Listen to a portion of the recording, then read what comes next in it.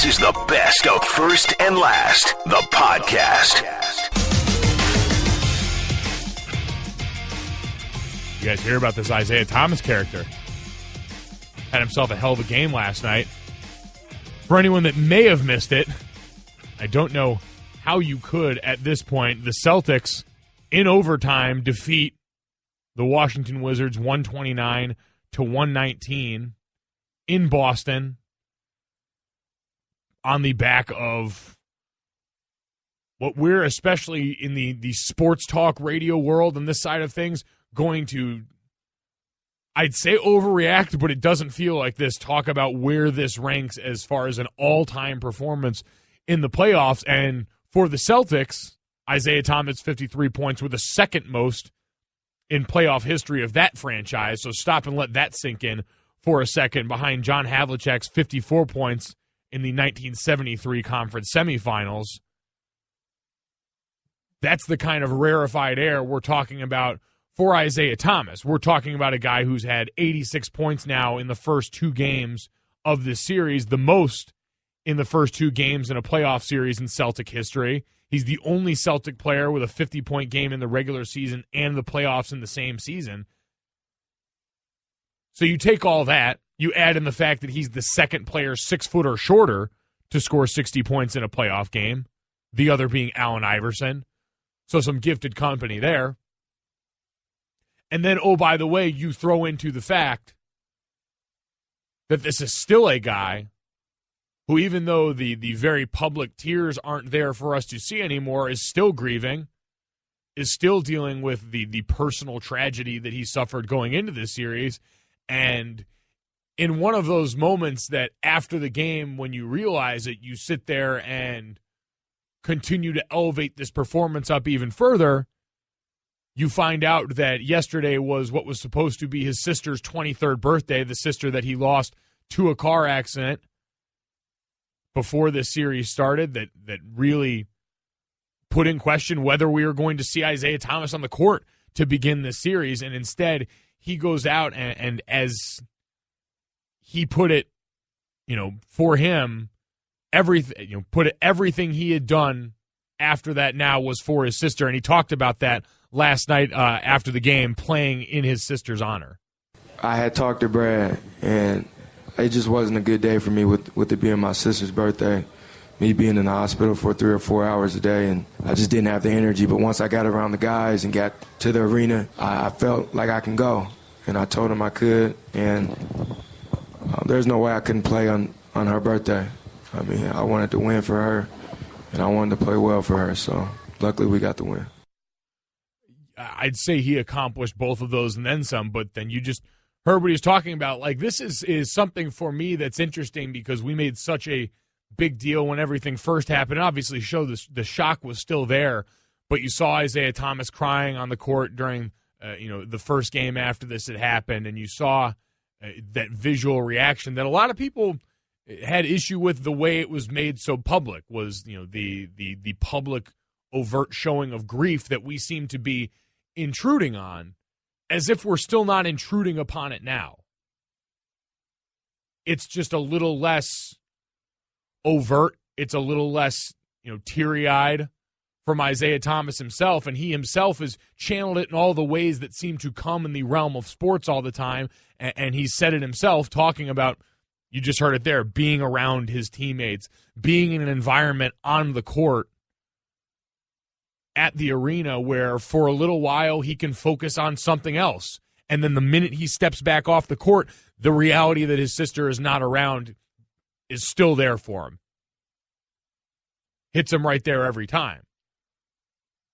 So that to me is interesting, that now all of a sudden, we on the outside are a little more comfortable with it when he's still absolutely going through that grieving process right now. And that's what makes last night's performance even that much more impressive, that this guy, through all of that, is able to go out there and not just exist, not just be out there on the court, but be this overwhelming force of a player that went out there and almost outscored the entire Wizards team in the fourth quarter and overtime. He had 29 points in that stretch. The Wizards had 30. It was just incredible. And incredible enough that his head coach had stood up and was sort of in awe of his own player after the game. What else is there to say? There was a point today where he was not feeling good at all and was having a tough day, and I thought he was going to really have to gut this one out, and he not only guts it out, he ends up with 50. It's pretty impressive. Make that Straight Talk brought to you by Straight Talk Wireless. Best phones, best networks, half the costs. Straight Talk Wireless, nationwide coverage on America's largest and most dependable networks. And listen, because this is a sports topic and a performance in a game where it looked like for the majority of the game the Celtics were going to maybe give one away at home. I mean, the Wizards led for a majority of this game, had a double-digit lead for what felt like the majority of this game. Isaiah Thomas's counterpart on the Wizards, John Wall, was also stellar last night, although down the stretch, that whole Wizards team looked kind of gas, and John Wall in particular, that jump shot started to dip a little bit. It seemed like he just didn't have his legs under him for a while, but Isaiah Thomas and John Wall are the first opposing players with 40-plus points against each other in an NBA playoff game since Dirk Nowitzki and Kevin Durant did it in 2011. So rarefied air for the two of them. John Wall was just the third player in NBA playoff history with 40 points and 10 assists against the Celtics in the playoffs. So unreal performances on both sides, but that performance will lie completely in the wake of what Isaiah Thomas accomplished last night. And so, it begs the question now, and we'll ask you guys, 888-729-3776, 888-SAY-ESPN, where does this rank all-time playoff performance-wise? We're going to suffer from a lot of recency bias, but it doesn't seem like we can do this enough justice considering all the circumstances involved, considering the nature of the performance, and listen, considering the size of the player involved here. I mean, that's a worthwhile point in this argument, is it's a guy who seemed to overcome at every term, who seemed to relish in proving people wrong every step of the way. And all through the playoffs, we've talked about how the Celtics are winning despite not having the best player on the court. I made the joke the other day about Al Horford being the real star on the Celtics team. But can the Celtics ride this kind of performance? If Isaiah Thomas is going to continue to be this guy for the Celtics team to this level throughout a playoff run, can they ride this all the way to the finals as the one seed, as the most, as we dubbed them, the most improbable, the least deserving one seed in history? First and last, the podcast. Let's go to Alex. Alex, you're on first and last with Mike Golic Jr. What's going on, man? How you doing? Just want to touch on Isaiah Thomas' performance tonight, and just loving basketball right now. Also, John Wall's performance. Like I said, I feel like they're putting basketball back on top. I really thought Cleveland was going to have a walk in the park this playoffs, and they're proving me wrong. I can't wait for the Eastern Conference Finals, and I feel like either one of these teams go, they're going to give Cleveland a run for their money. Yeah, no, listen, I appreciate the call, and I guess that's where we ultimately go from here, is trying to decide, because it's been that dance for a lot of people, and right now the teams Cleveland is playing is a team that many have argued was the best built to give them a run for their money in the Eastern Conference. We knew Boston was the one seed, but we also had that looming specter in the background of saying, well, we saw how that worked out with a few games left in the regular season when both of these teams came in with something to play for, and Cleveland made it very clear that they still felt they were far superior in that realm. But we also understand that we've got Isaiah Thomas in a bit of a different zone right now.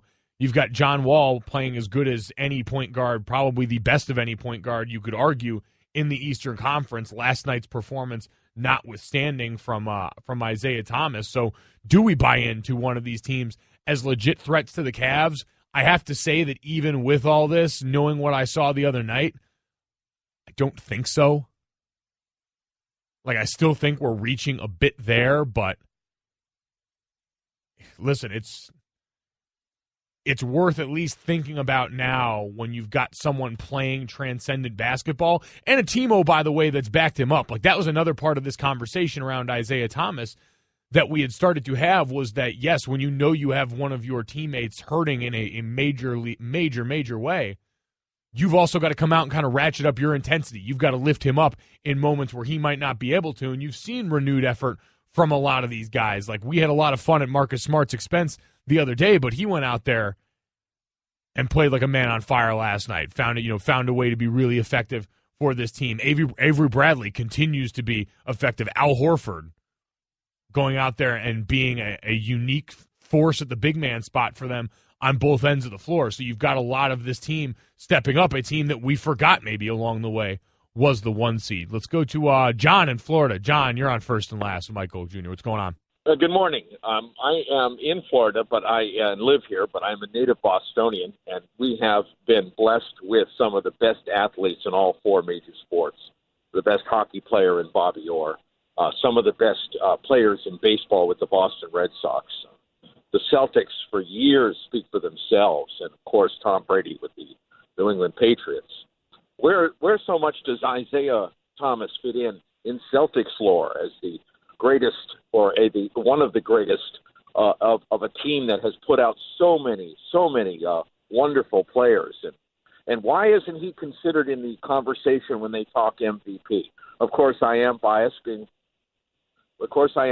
from being from Boston, but I still don't understand how they determine the MVP and why he's not even mentioned in the conversation. I mean, once in a while somebody will mention him, for the most part, but it doesn't seem like a real consideration. And to overcome the adversity that he's overcome, and they tried to draft or tried to sign Kevin Durant in the offseason and pulled out all the stops, and that didn't work. But why not build around Isaiah Thomas and the draft? That's all I have. Thank you for taking my call. Yeah, no, it's a worthwhile point. And listen, the idea of understanding what they're looking for in the MVP, no one really knows that. For any of the MVP awards, for the Heisman Trophy, we're just doing the best we can to identify really what seems like marquee performances more than anything else. And listen, in a year where LeBron James is legitimately going to finish at probably 4th in the MVP voting during what is a 32-year-old, he's been able to accomplish this season statistically, and with a team that without him on the floor has struggled mightily in a lot of other senses, you can understand that there are going to be great players left out of this conversation.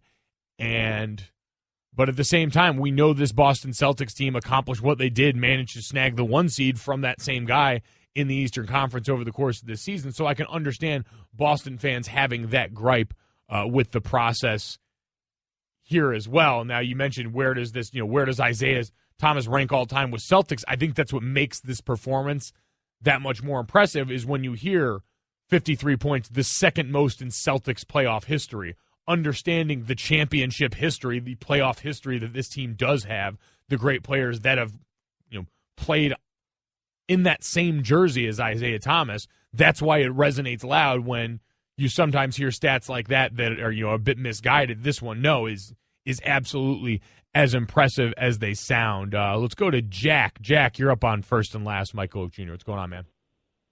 Hey, question for you. I'm a diehard Hawkeye fan, and we got In Heaven There Is No Beer and all of that. But I went to a Notre Dame game with a buddy who his dad was an alumni, and we did the alma mater against Western Michigan, and I watched tears flow down the guy's face. I don't know. I don't cry at Iowa games, but do you still feel that? Oh, yeah. There's always part of me that'll have that emotion attached to it because I grew up that way. No. Do you cry during the Notre Dame alma mater? No, not every time, Dan. Well, not every time? No. But there are tears. There have been. Oh, yeah, there absolutely have been, depending on the moment. You have cried during the Notre Dame alma mater. Yeah, I think probably during my very first one. I know that much for sure. Cried the first time I came out of the tunnel. Like, when that's something you've grown up your whole life looking at, it tends to take on a bit of significance in that way. I mean, isn't that kind of sports summed up right there as assigning significance in strange and sometimes arbitrary feeling places? Like, that's sort of what we do. And I don't often fall into a lot of those traps, but Notre Dame's sort of my one hang-up right there, where I allow that emotion and that severe attachment to bleed into my sports a little bit. And I think that's okay, Dan. It's okay for people to cry. Producer guy Dan shaking his head in the studio vigorously. He's not here for my tears. And that's okay. I don't need him here to be secure enough in that. And I don't really know what any of that had to do with Isaiah Thomas and the Celtics, but here we are nonetheless. And we'll keep hearing from you guys, 888-729-3776, as far as the performance last night. And I think it does get interesting what the first caller brought up is this enough for us to start taking one or both of these teams seriously? Like, are we gonna bury the Wizards right now, even though, we haven't had anyone lose on their home floor yet? We always know that's the worthwhile saying when you get to the postseason. But for either of these teams, is it going to be enough? Are seeing the performances that we have out of Isaiah Thomas and John Wall enough to look at Cleveland and say, hey, maybe watch out for these guys? Off topic, but why do we say that? That it's not a series until someone loses on their home floor? Because theoretically, you could lose on your home floor and it'll be 3-0. It's now a series. Well, yeah, and listen, we've seen series very recently where home floor has mattered almost none at all. First and last. I mean, that's stuff that you don't do. But, I mean, I'm not on that side. I'm not on the organization. They're still thinking about that same slide that I did that was no intention on hurting anybody. And, I'm still paying. I'm still trying to get hit at. Get thrown out of my head. Get thrown out everywhere. Bullshit. I've lost my respect for the organization, for that coaching staff, for everyone over there. I mean, if you're going to hit me. Go ahead. Hit me. Don't let the keep lingering around and, keep trying to hit people.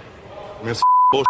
It's bullshit. Nobody should do something about hit pitchers out there with balls in their hands, throwing 100 miles per hour, trying to hit people. I got a bat, too. I could go up there and crush somebody if I wanted to. But you know what? I'll get suspended for the year, and the pitchers only get suspended for 2 games. That's not cool. Manny Machado, not with any of the good feeling from the Celtics side of Boston last night and everything that went on there. And listen, there's plenty of other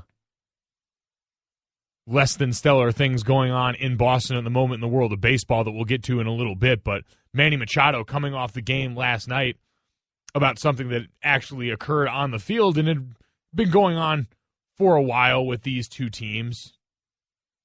Started back on April 21st in Baltimore. Manny Machado slid high into second by some account and injured Dustin Pedroia. He missed the next 3 games with a sore left knee and ankle. We had the Matt Barnes retaliation throwing at Manny Machado's head that resulted in a suspension. And now we get back here, and that first pitch, Chris Sale decides to throw one right behind the knees of Manny Machado. And he was, as you heard, less than enthused about this process. And it gets us kind of back to the constant baseball unwritten rules argument of when is enough with something like this, because he said it there in a moment of frustration, but it really sort of highlights just how ridiculous the situation is where, yeah, a guy takes a projectile and throws it 100 miles an hour anywhere at a guy, but we saw it however long ago we just mentioned they're thrown straight at Manny Machado's head. Here it was behind him. Didn't actually hit him there. But the idea that you can do that, and because it's grandfathered into baseball's unwritten rules, that's kosher. That's the self-policing we've come to know. But if Manny Machado were to charge the mound and then hold on to that bat a little bit, bring a little added sauce to his party, like I joked about it, but it's not really a joke. Like, not only would he be suspended for probably the rest of the season in baseball, but he would probably be charged with a crime. He would probably be charged with some avenue of assault with a weapon. And so that right there should let you know just kind of the ridiculous set of circumstances we're dealing here with, where we excuse one sort of strange action just because it's the way things have always been done. Last night in the locker room, Cole Harvey was there talking to the Red Sox ace about just what happened on the field. Let's listen to this. It is clear that Chris Sale is not trying to think much beyond tonight about this issue. In fact, as he was pressed on what was going on with Manny Machado, he said, look, I'm not going to lose any sleep over this tonight. I'm going to keep moving, keep on doing my thing. Hanley Ramirez also asked about it, and he said, look, this is just baseball. This is the way things go in this game. And, it's interesting. We're standing right here at third base. This is the spot that Manny Machado calls home, obviously as a visitor, not in this ballpark. But still, what will be the reaction tomorrow when these teams meet? Will he face something similar when he comes back around tomorrow night? And so there's the line in there that obviously sticks out above everything else was, this is baseball. This is how it's always been. And I don't know how many times we've said it on the show, but is there a worse reason to do something than, well, that's the way it's always been, or that's the way it's always been done? When clearly in this situation, because it's one thing for us in the outside world, the people that come from outside of baseball, and you could argue even someone like me who's not a diehard baseball fan the way others are, to look at this and try and fix baseball. What's the stock sports talk radio line of, let's fix baseball, let's go in and tweak this as an outsider. But now you're hearing, if you hear more and more from the players themselves that are fed up with this way of doing things, that are fed up with this methodology of self-policing in this way, do we start to take it more seriously then if these voices get a little bit louder? Because as profanity-laden as this one was, we're seeing more and more that in a lot of different venues, athletes are getting really comfortable just saying what's on their mind. And in a sport like baseball, where for the longest time, and even now, that seems super frowned upon as much as anywhere else. Like, we're in the golden age of post-game sound. It seems like right now, here in this moment, the NBA playoffs, it's been that way. We've seen NFL players over the course of the last season much more willing to speak out about anything, sports included. And so now does that start to transition into baseball, a sport where we haven't traditionally seen that, where this season, part of the story going into baseball every year is sort of being at odds culturally over the different factions of players in Major League Baseball, between baseball's old guard and a younger, in a lot of cases, population of baseball that doesn't come from this country, where you get Hispanic players who come at this from a different angle, who grew up learning baseball a different way and playing where showing more emotion, being more vocal was something that's celebrated there. Now, the more you introduce that, the more that becomes the norm in Major League Baseball. Do we see things like this start to change? Do we see that old guard start to have to answer for some of the things like this that just when you look at it now seem a bit nonsensical?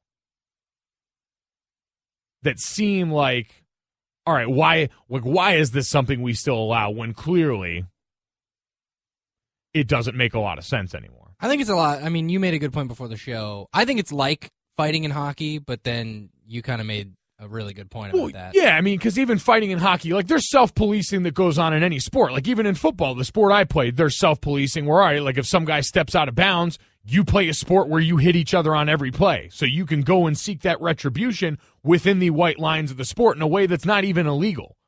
And in hockey, for so long, we had the built-in element of fighting. You're right. But at least in that one, you've got two guys that are on equal footing.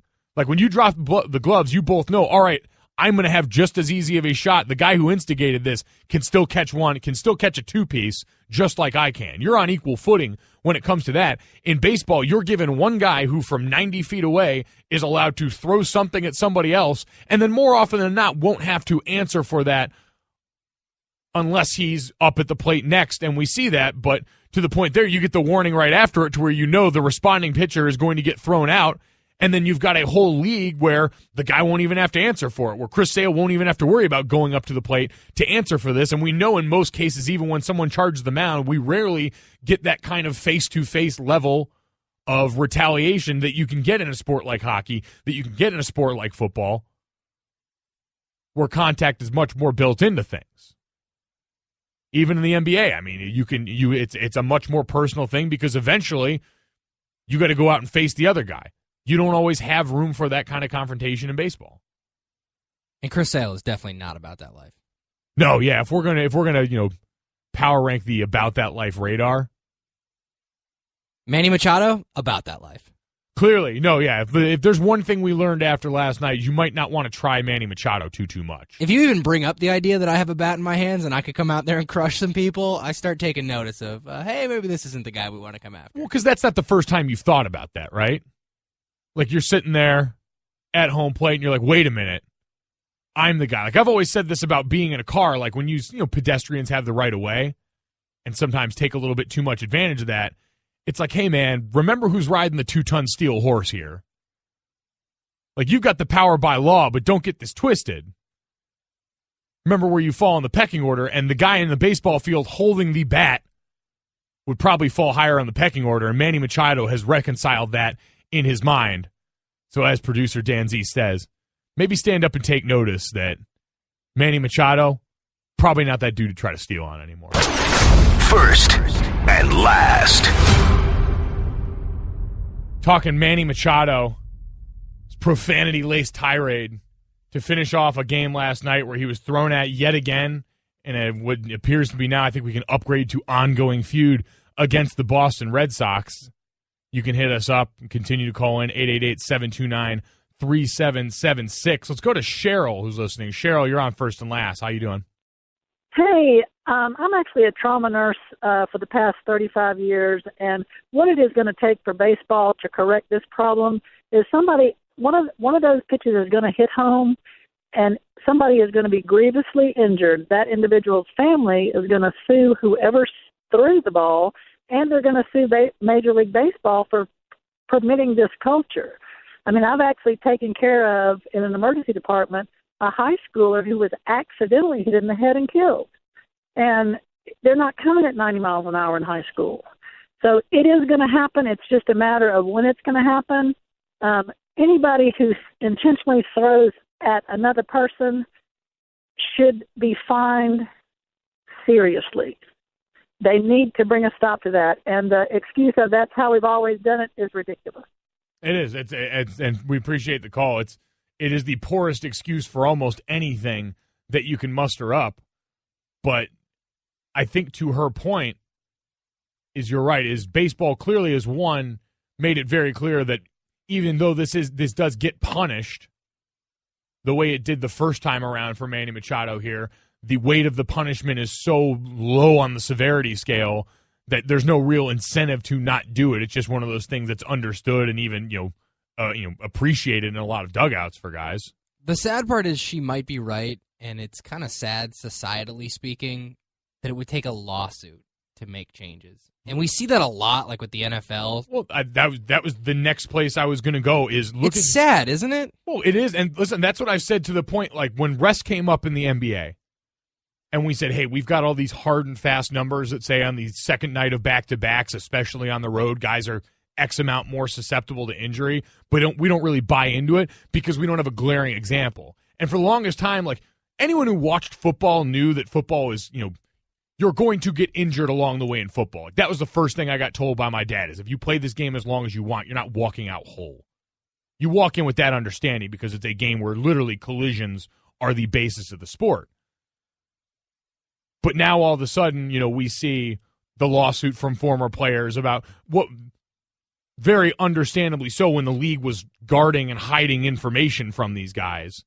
But once you see the reaction from all-time greats where you've got guys that have, done themselves harm after their career, guys that have suffered greatly, all of a sudden you have that visual, and now you have to take that to the field with you. And I said in the NBA with the rest conversation, they're going to need a high-profile player to suffer a catastrophic injury before people are going to back off and say, wait a minute, maybe these guys doing what's right for their body in a preventative measure is the right thing to do. Because if not, you've got X, Y, or Z superstar who just won't have a career, won't have the same career as he would before because on the second night of a back-to-back or someplace where we've shown you statistically more injuries happen, he suffered some catastrophic injury. Like that's what it's going to take, and that's what we need, and that's what, to Cheryl's point, was probably absolutely right, is that's the only thing that's going to change this. That the article I referenced yesterday from Spencer Hall and SB Nation said that football is facing a lot of changes now because lawyers got involved. And that's what tends to move the needle a lot when lawyers get involved in these certain things. So we will get back to Manny Machado and the subject of a lot of this, because it is interesting to know what's it going to take to stop a lot of this in baseball. But there were some other big issues that came up in the world of baseball in the last couple of days surrounding Adam Jones and his treatment and his, the taunting he received in the outfield, the racial slurs that were thrown his way. And last night, in a response to that from the Boston crowd, there was a bit of a different reception for Adam Jones when he stepped up to the plate at Fenway last night. Adam Jones. And Adam Jones receiving a very nice round of applause. He'll step out, and the fans acknowledging him. Mookie Betts clapping in right field. Chris Sale walking around to give the fans time to acknowledge Adam Jones, and he's getting a standing O now. So you heard that, the warm reception, that call sound courtesy of WEEI. And yeah, you heard the standing O after a long day about the discussion of, Boston being a racist city that a lot of people wanted to throw out there, and just in general, what the Red Sox organization was doing to quell behavior like this. The subject of how common this behavior came to be a thing. I mean, we heard CC Sabathia saying that, listen, there are not that many black baseball players in this major league, and so we all kind of understand that when you go to Boston, this is what you're getting ready to face.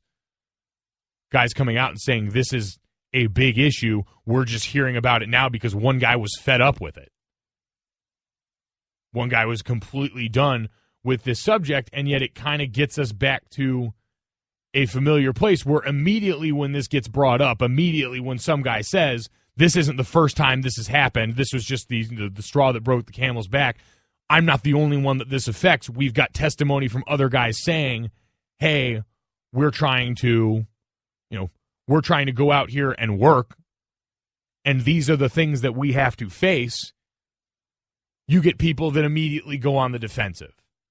And that's what we kind of saw all yesterday. That was the reaction to a lot of the conversation around this network, as different people talked about it yesterday, is immediately the defenses go up and say, oh, well, the one that was getting thrown around everywhere was Albert Breer, because he's a higher profile enough name, and he decided to put it in writing. And his tweet was, is it horrible to want some proof of this? I don't know. I've been to 200 games at Fenway in my life. Never heard a slur yelled at a player.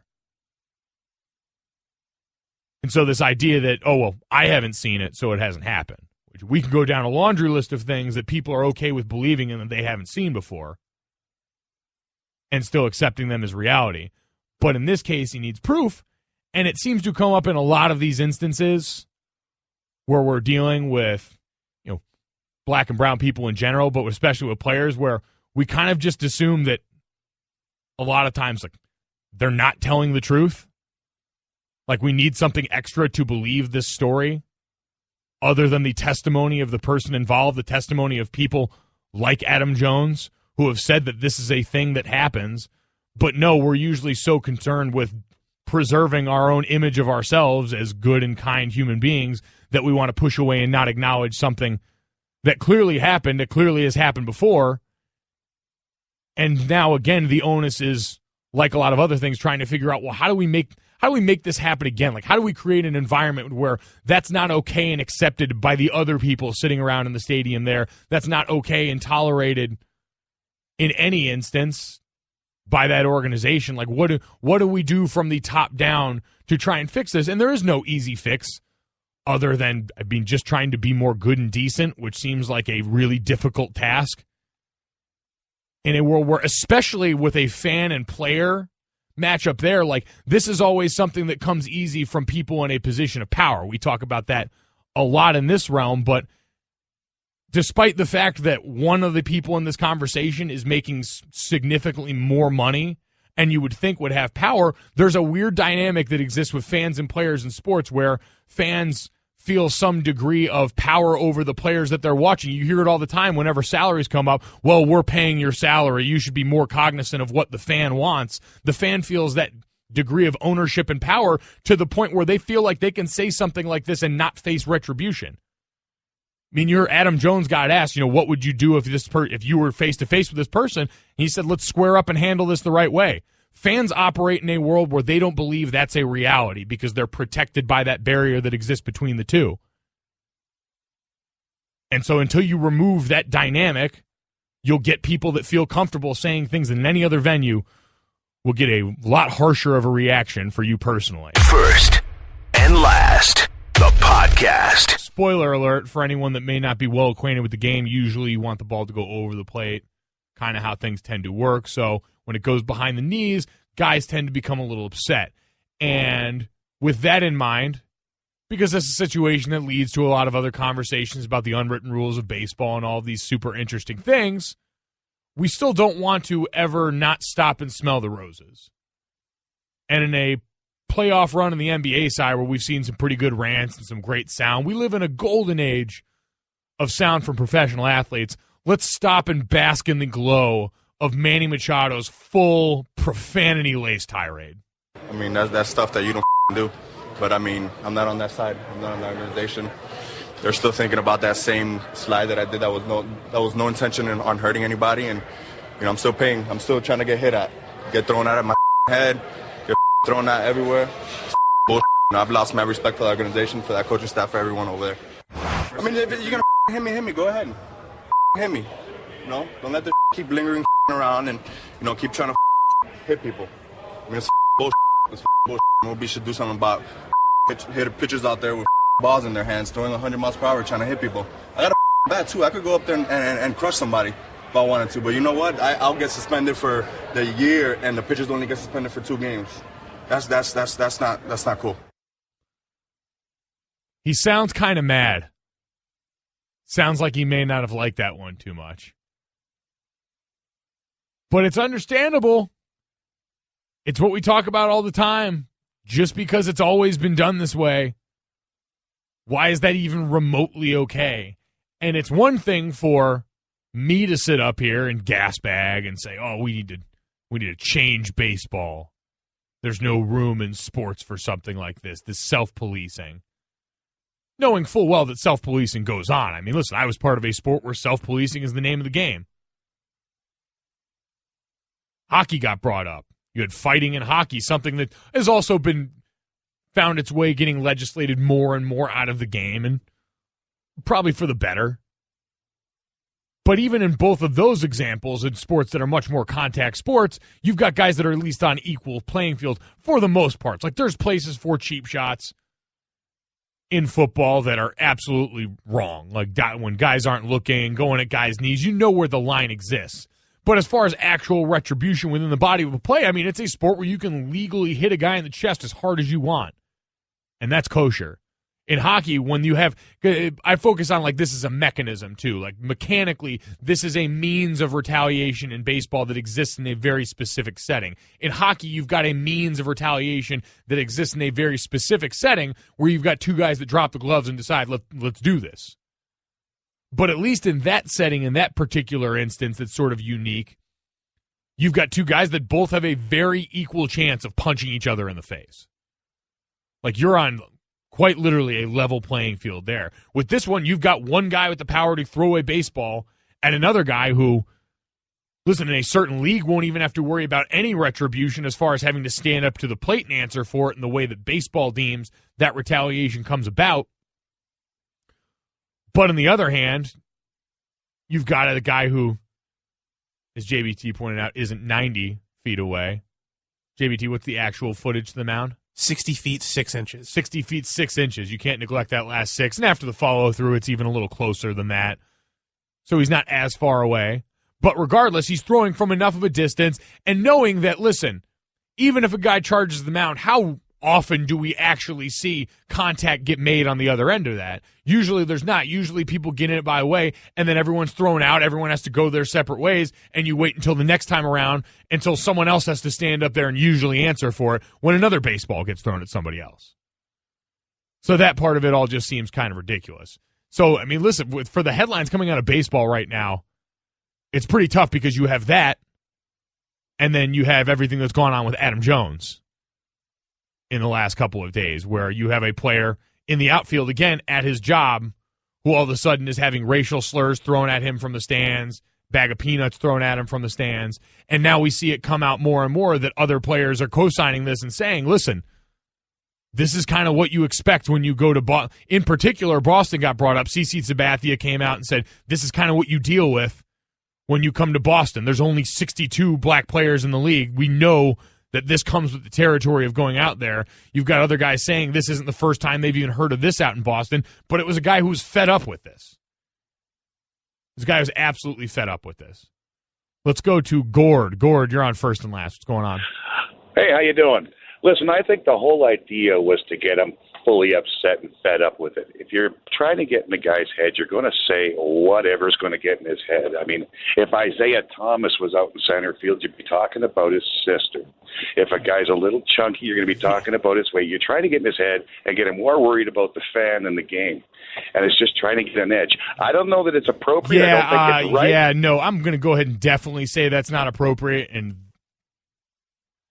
even the insinuation that any of that would be at all okay is the core of what's wrong here, is that you get a group of people that think they can operate with complete immunity in a situation because they've got that separation of the fan in the arena watching everyone who exists, and there being a clear divide in that world between the two. Wasn't that the fan reaction that we were talking about right there? Like, there's the fan mentality. Yeah. Right there. You're allowed to do whatever it takes to get under a guy's skin. Yeah, in the nature of your role in this sports world here, this fantasy little world. No, man, that's real life, and those are real people you're out there insulting. And there needs to be, to the point people have been making on the Red Sox, there needs to be, because Adam Jones can't go out there and seek retribution himself without suffering consequences, there needs to be consequences from the organization level in that stadium world that makes sure that this behavior can't persist.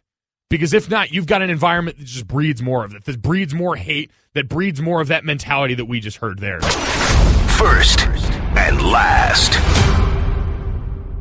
We are joined now by draft expert Mel Kiper Jr., coming off a big weekend for him in the world of sports. But Mel, I know also you're a Baltimore guy, and since this involved the O's and some of the unwritten rules of baseball that have come up, where are you at on that? The idea of the self-policing in baseball and the way we saw it play out last night.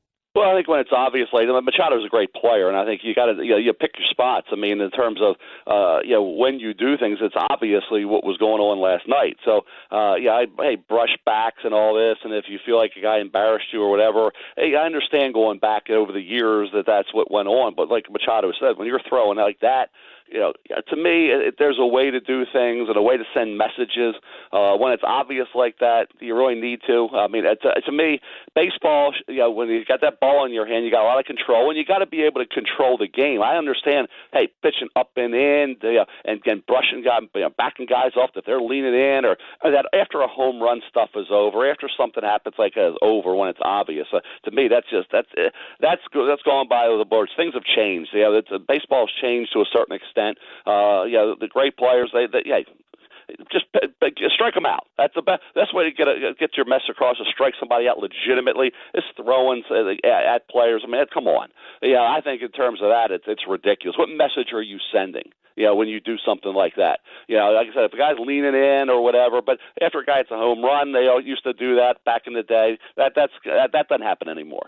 So I think when it's obvious like that, and you do that, I've never been a master. I hate master of the obvious type things anyway. And like I say, throwing a guy, to me, those days are long gone, like Machado said. So I'll defend Manny on this. I'm never going to side with a Red Sox.